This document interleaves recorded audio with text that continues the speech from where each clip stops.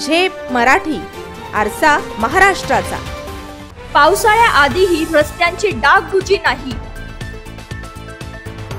शिवसैनिकांचे रस्त्यावर भजन आंदोलन।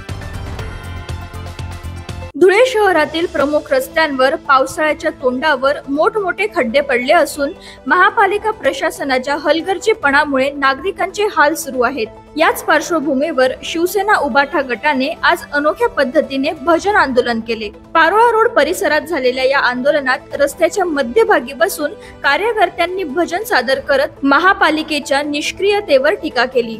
यावेळी ठिकठिकाणी अपघात घडत असल्याचे नमूद करत प्रशासनाने तातडीने रस्त्यांची डागडुजी करावी अशी मागणी करण्यात आली। शिवसेनेचे स्थानिक पदाधिकारी म्हणाले, आज आम्ही पारोळा रोड पवनपुत्र चौक ते पारोळा चौफुलीपर्यंत झालेल्या रस्त्याची दयनीय अवस्था वारंवार निवेदन देऊनही या रस्त्याचं काम होत नाहीये। इथे या रस्त्याची पूर्ण चाळण झालेली आहे।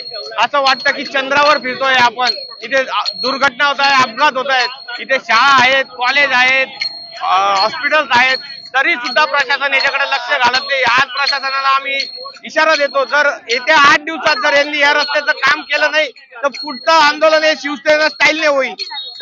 महापालिकेने वेळेत उपाययोजना केल्या नाहीत तर पुढील काळात आणखी तीव्र आंदोलन करण्यात येईल। या आंदोलनामुळे नागरिकांचे लक्ष वेधले गेले असून सोशल मीडियावरही यांची चर्चा चांगलीच रंगली आहे। दरम्यान महापालिकेकडून यावर अद्याप कोणताही अधिकृत प्रतिसाद मिळालेला नाही। अशाच वेगळ्या आणि ताज्या बातम्यांसाठी पाहत रहा झेप मराठी, आरसा महाराष्ट्राचा। संपादक प्राध्यापक अनिल चव्हाण, धुळे।